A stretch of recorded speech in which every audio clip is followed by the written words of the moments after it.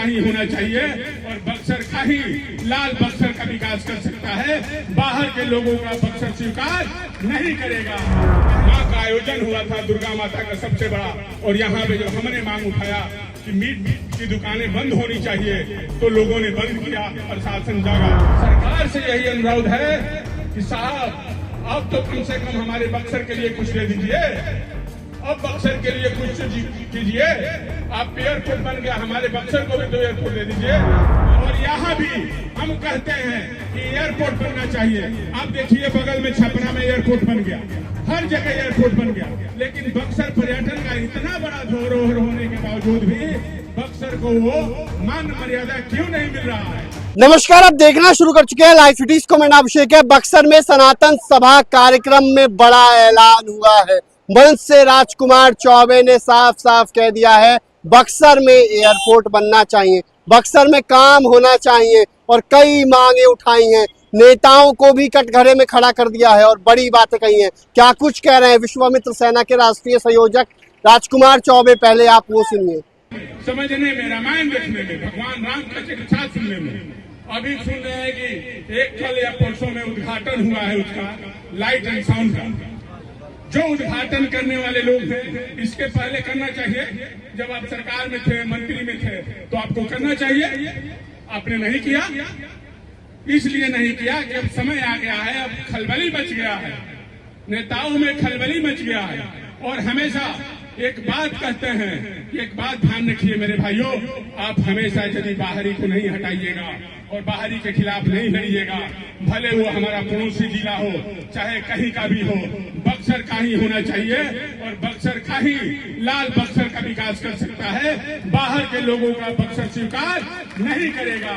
कहे से कि बक्सर 40-50 साल से बाहरियों का गुलाम रहा है, 40 से 50 साल तक ये बक्सर बाहर गुलाम रहा है। आज भी लोग प्रयास करते हैं, तरह तरह की बातों और प्रलोभन देते हैं बक्सर को फिर से वही बक्सर पिछले ले जाने के लिए, लेकिन आप लोगों को ये नहीं है। आपको अपने बक्सर के लिए और बक्सर के ही आदमी को, बक्सर के ही नेतृत्व करने वाले लोगों के और बक्सर के ही लाल के लिए लड़ाई लड़नी होगी, जो बक्सर की मिट्टी का लाल हो, जो बक्सर का दर्द को समझता हो। आज देखिए, आज हमारे बक्सर में यदि मजबूत नेतृत्व होता तो आज बक्सर कहां से कहां गया होता, लेकिन कोई नहीं है। जितने के बाद लोग ऐशो आराम की दुनिया में जीने लगते हैं और बक्सर को उसी हाल पे छोड़ देते हैं। तो बक्सर का हाल आप लोग देख सकते हैं। आज बक्सर में चले जाइए, जो नाला है, जो नहरी के नाम से हम लोग जानते हैं, हम लोग बचपन से देखते हैं, उसकी स्थिति क्या है। इतना बदबू मारता है, अगल बगल इतनी बदबू है, इतना डेंगू और मलेरिया का सबसे बड़ा खजाना वही है। और स्थिति काका नाला का देख लीजिए, कूड़ा जो है आज बक्सर का कहां फेंका जाता है। अब देख लीजिए, हमने जब धार्मिक नगरी की स्थिति यह है तो समझिए कि बक्सर का नेतृत्व करने वाला बक्सर के बारे में कितना अच्छा सोचता है। आप देख लीजिए, आपके धार्मिक नगरी है और आपका भव्य जो है, अभी माँ का आयोजन हुआ था दुर्गा माता का सबसे बड़ा, और यहाँ पे जब हमने मांग उठाया कि मीट की दुकानें बंद होनी चाहिए तो लोगों ने बंद किया, प्रशासन जागा। इसके पहले इसके लिए कोई नहीं उठाता था कि हमारे धार्मिक नगरी है, बगल में गंगा माता है और लोग दर्शन करने जाते हैं, वहीं अगल बगल मीट की दुकानें खुली हुई। हमने इसकी ललकार कहा कि यदि आप इसकी व्यवस्था नहीं करते हो, उसको अलग जगह पे नहीं करते हो, उसके अलग लगे, तो इसके बाद विश्वामित्र सेना अब कुछ बोलेगी नहीं, आंदोलन करेगी और उसको अपने बल पे बंद कराएगी। हमारी धार्मिक नगरी है भाई, हमारी माताएं और बहनें स्नान करने जाती हैं, वहां पे तो मुंह बंद करके जाती हैं कि वहां कोई इतना बदबू आता, जबकि कानूनी रूप से यह अधिकार नहीं है कि आप खुले में मीट बेचिए, उसके लिए अलग जगह का जो है आवंटन है। ये तो बक्सर का हाल है। अब बताइए, अब आते हैं किसान। बक्सर में किसानों की स्थिति क्या है भाई? क्या स्थिति है किसानों का? कहीं नहीं बाजार समिति है, किसान अपना फसल का जो है साल में एक बार निकलता है, कहां बेचेंगे? उसके लिए भी कोई व्यवस्था नहीं है। अब बताइए, किसान को सनातन धर्म में भगवान कृष्ण ने सबसे बड़ा संत का उपाधि दिया, उन किसानों का हाल क्या है बक्सर में? कौन पूछने वाला, कौन लड़ने वाला? ये सनातन संस्कृति की इतनी बड़ी नगरी होने के बावजूद भी ये सनातन का इतना कमजोर जिला कैसे बने, इसको सोचना समझना जरूरी है। और हम कहते हैं आप लोगों को, या आप लोग अपने बक्सर के लिए लड़िए और खड़े होइए, विश्वामित्र सेना के साथ खड़े होइए और विश्वामित्र सेना के साथ जुड़िए। आपका सारा जो भी आपको किसी भी आदमी को कोई दबाएगा, कोई धमकाएगा, कोई अफसर आपसे घूस मांगेगा, विश्वामित्र सेना उसके खिलाफ लड़ेगी। ये आप लोगों को आज ऐलान करते हैं, आपके साथ खड़ी होगी हर तरह से। कोई मुखिया आपको आने वाला समय में कोई चीज के लिए घूस मांगता है, कोई वीडियो आपको घूस मांगता है, कोई अधिकारी आपको प्रताड़ित करता है, तो बक्सर के लिए विश्वामित्र सेना का निर्माण हुआ है, उसके खिलाफ कड़ी कार्रवाई हम करवाने का पक्का आपको आश्वासन देते हैं कि पूरी से पूरी तरह से विश्वामित्र सेना आप लोगों के साथ खड़ी है। तो बक्सर सनातन संस्कृति के साथ साथ बक्सर विकसित बनाने का संकल्प है हमारा, स्वस्थ बक्सर बनाने का संकल्प है हमारा। अच्छा बक्सर बने, एयरपोर्ट बक्सर में बने, भव्य एयरपोर्ट बने। तो हमारा सरकार से यही अनुरोध है कि साहब अब तो कम से कम हमारे बक्सर के लिए कुछ दे दीजिए, अब बक्सर के लिए कुछ कीजिए। आप एयरपोर्ट बन गया, हमारे बक्सर को भी तो एयरपोर्ट दे दीजिए। महर्षि विश्वामित्र कॉरिडोर जो है हम कह रहे हैं, उसकी मांग को मान लीजिए। और वामन अवतार जो जेल में बंद है, जो लाखों लोगों का, श्रद्धालुओं का आस्था का केंद्र है, उनको भी आप बाहर निकालने का प्रयास करिए। हमारी यही लड़ाई है कि आप बक्सर के लिए क्या दे रहे हैं।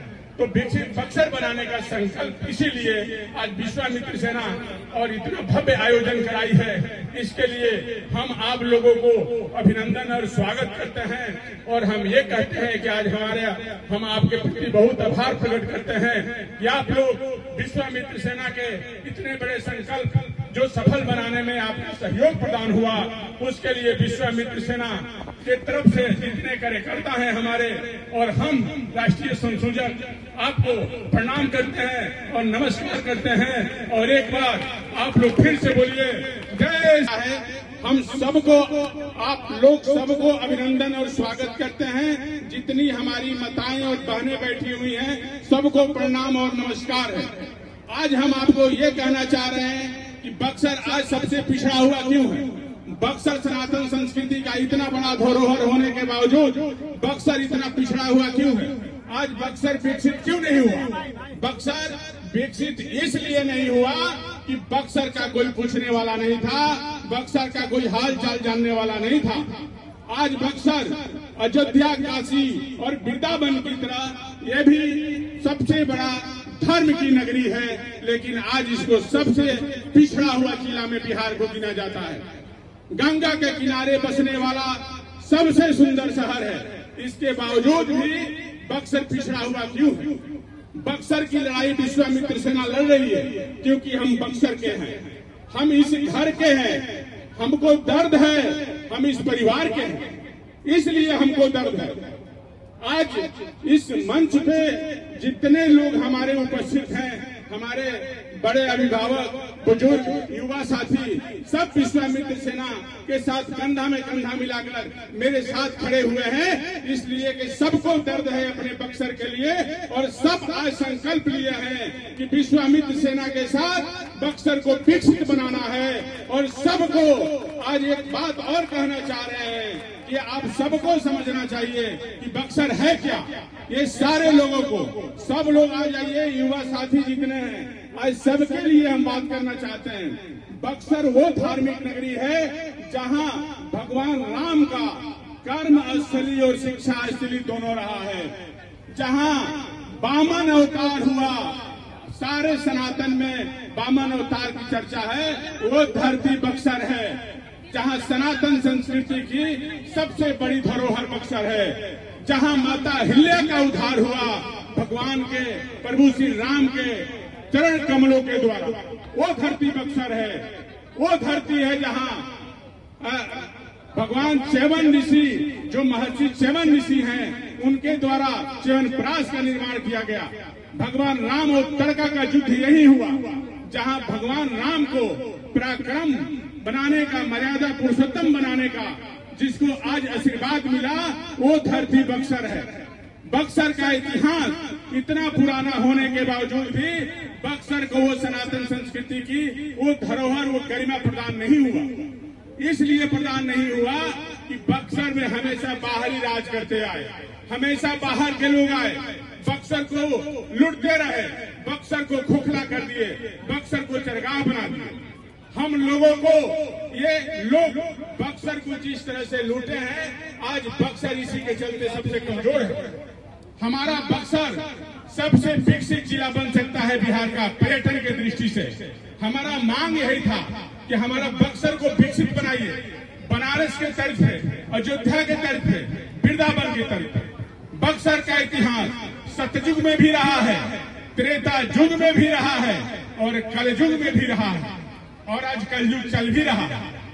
तो इतना बड़ा धरोहर होने के बावजूद बक्सर सबसे पिछड़ा हुआ जिला में आता है। इसलिए भाइयों, ये सनातन संस्कृति की सबसे बड़ी धरोहर है और ये सबसे बड़ी ताकत है। उसके बावजूद भी बक्सर क्यों पिछड़ा हुआ?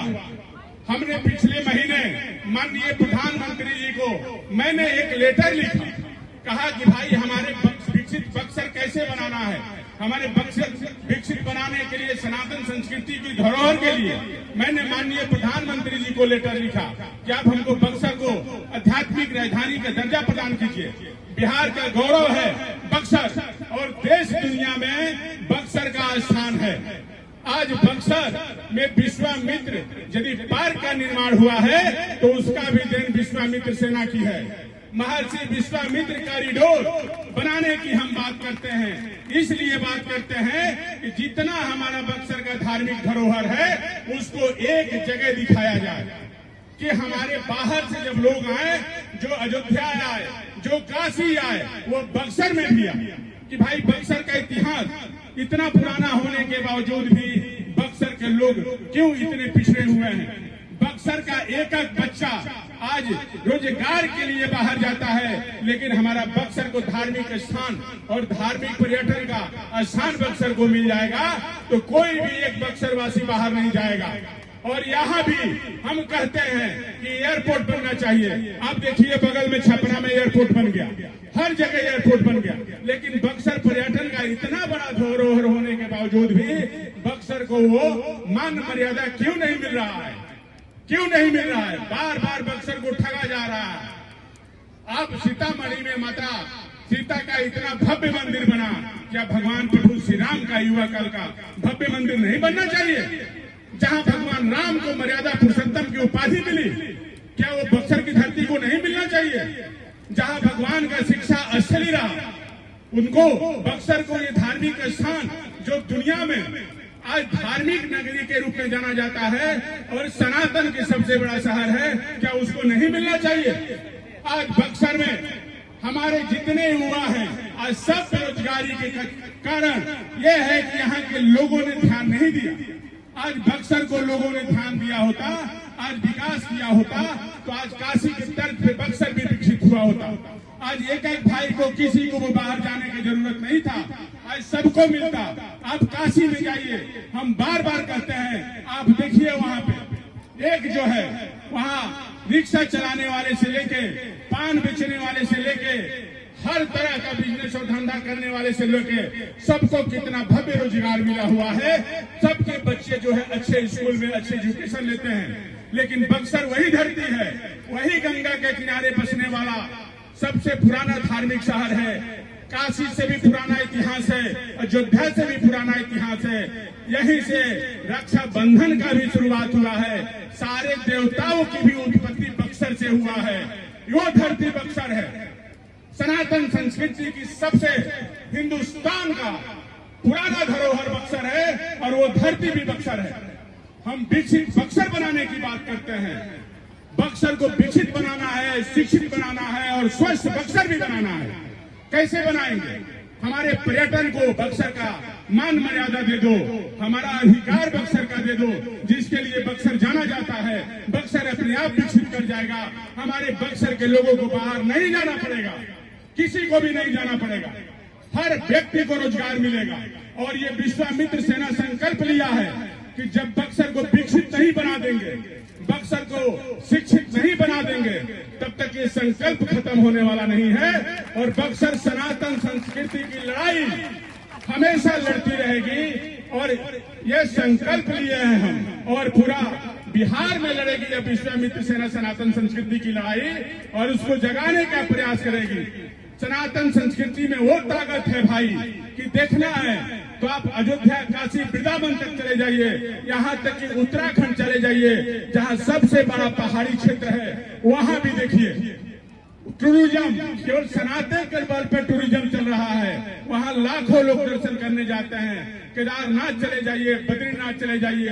अब हर जगह जहाँ जो है आज पर्यटन के चलते स्टेट का सबसे बड़ा सरकार को फायदा होता है। अभी आप लोगों ने देखा होगा कि अभी कुंभ का मेला लगा हुआ था जिसमें 60 करोड़ लोगों ने कुंभ में डुबकी लगाई और सरकार को 2 लाख करोड़ का फायदा हुआ। तो सरकार को भी फायदा हो रहा है और इससे लोगों को रोजगार कितना मिला। एक नाव चलाने वाले नाविक को 15 लाख, कोई 30 लाख, कोई 2-2.5 करोड़ रुपया तक कमाया हुआ है। गगन बेचने वाला बेचारा जो सुबह सुबह वो भी 2-2.5 लाख 5 लाख रुपया कमाया है। आप समझिए कि कितनी ताकत है। आपके बच्चे शिक्षित होंगे, आपके बच्चे स्वस्थ होंगे। आज बक्सर में एक बढ़िया हॉस्पिटल नहीं है, एक सदर हॉस्पिटल है, उसमें कोई देखने तक नहीं जाता है। कितनी महिलाएं दवा के बिना, कितने आदमी वहां दवा के बिना मर जाते हैं, कोई पूछने वाला नहीं है। ये बक्सर का स्थिति है। ये बक्सर की लड़ाई विश्वामित्र सेना हर जगह लड़ रही है, हर पॉइंट पे लड़ रही है कि विकसित बक्सर कैसे बनाना है। और ये सबके लिए लड़ रही है और आप लोगों के लिए भी लड़ रही है। आपको भविष्य कैसा उज्जवल हो, आप विकसित कैसे हो, हमारा बक्सर सबसे बिहार का नंबर 1 जिला कैसे बने, या खेल कूद में बने, या स्वास्थ्य के नाम पे बने, शिक्षा सबसे बेहतर हो, यहाँ सबसे बड़ी यूनिवर्सिटी भी होनी चाहिए। इसलिए बक्सर वो सारा जो है मांग जो है आज बक्सर के लिए विश्वामित्र सेना लड़ रही है। ये सरकार से मांग करते हैं और ये इतना बड़ा भव्य आयोजन कराने का मतलब क्या है? ये इसलिए है कि सरकार जो है, इस सरकार का अंतिम कार्यकाल चल रहा है। 24 नवंबर के बाद ये सरकार जो है नई सरकार का गठन होगा। लेकिन आप हमारे बक्सर के लिए अभी क्या दिए? अभी छपरा में एयरपोर्ट बन गया, पूर्णिया एयरपोर्ट बन गया, विकसित हो गया। दिल्ली से फ्लाइट जा रही है पूर्णिया। एक समय पूर्णिया नक्सलवाद का सबसे बड़ा जगह था, आपके बगल में छपरा में बन गया। लेकिन बक्सर इतना बड़ा आध्यात्मिक राजधानी होने के बावजूद भी टूरिज्म का आज भी जितने लोग जानते हैं, बहुत लोग नहीं जानते हैं, लेकिन जो जानता है कि प्रभु श्री राम का कर्म असली और शिक्षा असली यही रहा है। माता अहिल्या का उद्धार यही हुआ था। वो घूमने आते हैं कि भाई विश्वामित्र जी का आश्रम कहाँ है, माता अहिल्या का मंदिर कहाँ है, राम तर का युद्ध जो हुआ था वो धर्म युद्ध कहाँ है। तो हम लोग कुछ नहीं दिखा पाते हैं भाई, कुछ नहीं दिखा पाते हैं। सारे मंदिर जो है लोग जो है इंक्रोचमेंट करके रखे हुए हैं। हम लोग कहाँ बना? बामन अवतार कहाँ हुआ भाई? आपका बक्सर में हुआ। लेकिन उस बक्सर के बारे में कोई नहीं जानता था कि बामन अवतार बक्सर में हुआ। जब विश्वामित्र सेना ने, हमारे मीडिया के साथी लोग, इनको भी हम अभिनंदन और स्वागत करते हैं कि दिन रात ये हमारे विश्वामित्र सेना के कार्यक्रम में लगे रहते हैं। इन्होंने साथ दिया, अपने बक्सर के लिए साथ दिया और आज बक्सर को देश दुनिया में लोग जान गया कि बक्सर क्या है। तो बामन अवतार जेल में बंद है और वहां दर्शन करने के लिए कभी कभी वो मंदिर खोला जाता है। ये कितना बड़ा दुर्भाग्य की बात है। आज इतने नेता आपके सांसद बने, मंत्री बने, प्रधानमंत्री के करीब रहे, कोनो गया, कोनो कहा बक्सर की लड़ाई लड़ी, कोनो आंदोलन किया कि बामन अवतार जो है हुआ, इनको बाहर निकाला जाए, जेल से मुक्त किया जाए या फिर जेल को अलग बनाया जाए, उसी में महर्षि विश्वामित्र कॉरिडोर भी बनाया जाए। जहां बामन अवतार है उस मंदिर को जेल के शिफ्ट कर दो। हम कहते हैं वो जेल को हटाओ, दूसरे जगह जेल बनाइए आप। लेकिन उसमें मंदिर यदि नहीं रखना चाहते हैं तो उसी में दर्शन करेंगे हम लोग। लेकिन कोई सुनने वाला है नहीं भाई। कौन सुनने वाला है आपकी बात? कोई सुनता है और आपकी बातों को आके निकल के चला जाता है ऐसे बात बना के। और हम देखते रहते हैं। जब से विश्वामित्र सेना अपनी लड़ाई लड़नी शुरू की तब सारे नेताओं का ध्यान जो है खुल गया है बक्सर में। और सबको आज देखिएगा भाइयों, सारे लोग कितने मंत्री और कितना नेता आ रहे हैं, कोई को उद्घाटन हो रहा है। मुख्यमंत्री जी को आना पड़ा, 600 करोड़ रुपया देके गए, 3 बार आपके बक्सर में आना पड़ा। विश्वामित्र पार्क का शिलान्यास हुआ, महर्षि विश्वामित्र कॉरिडोर के लिए मांग कर रहे हैं। हमको पता है कि वो भी पैसा पास हो गया, लेकिन अभी उसका शिलान्यास क्यों नहीं कर रहे हैं सरकार जाने। एयरपोर्ट भी बनेगा, यहाँ पे एयरपोर्ट भी बनेगा और बक्सर सबसे विकसित भी बनेगा। इसलिए कि विश्वामित्र सेना लड़ाई लड़ रही है अपने बक्सर की, अपने एक एक व्यक्ति की, अपने माता बहनाएं के आने वाले भविष्य की, कि हमारे जो युवा साथी हैं, जो गरीब हैं, जो पिछड़े हुए हैं, जो वंचित हैं, जो शोषित है, उसको आगे कैसे लाया जाए, उसको अगले पैदान पे कैसे लाया जाए। तो कैसे लाया जाएगा? लोग बतियाते हैं, अरे शिक्षा सनातन का जब विकास होगा, हमको बक्सर का पर्यटन का जब दर्जा मिल जाएगा, जब यहाँ भी एयरपोर्ट बन जाएगा, जब देश दुनिया से लोग दर्शन करने बक्सर में आएंगे, तो आज बक्सर विकसित बन जाएगा और बक्सर के लोग बाहर के लोगों को रोजगार देंगे और हर बक्सर खुशहाल बन जाएगा, हर लोगों को रोजगार मिलेगा। हमारा ये कहना, अभी 3 दिन पहले हमने लाइट एंड साउंड पे मैंने पीसी किया था, प्रेस वार्ता किया था कि 1984 से जो है लाइट एंड साउंड बक्सर में है। 1984 से उसको बीच में बंद कर दिया गया था, जिसमें रामायण दिखाया जाता था, बक्सर का इतिहास के बारे में, सनातन संस्कृति के बारे में दिखाया जाता था। बताते हैं उस समय अलग अलग जिले से लोग आते थे ये देखने के लिए, साउंड एंड लाइट के माध्यम से। तो आपने सुना कि राष्ट्रीय संयोजक राजकुमार चौबे ने क्या कुछ कहा है, बड़ी बातें कही है, मंच से बड़ा ऐलान किया है और साफ साफ कहा है बक्सर में एयरपोर्ट बनना चाहिए, बनकर रहेगा, लड़ाई लड़नी पड़ेगी, लड़ेंगे।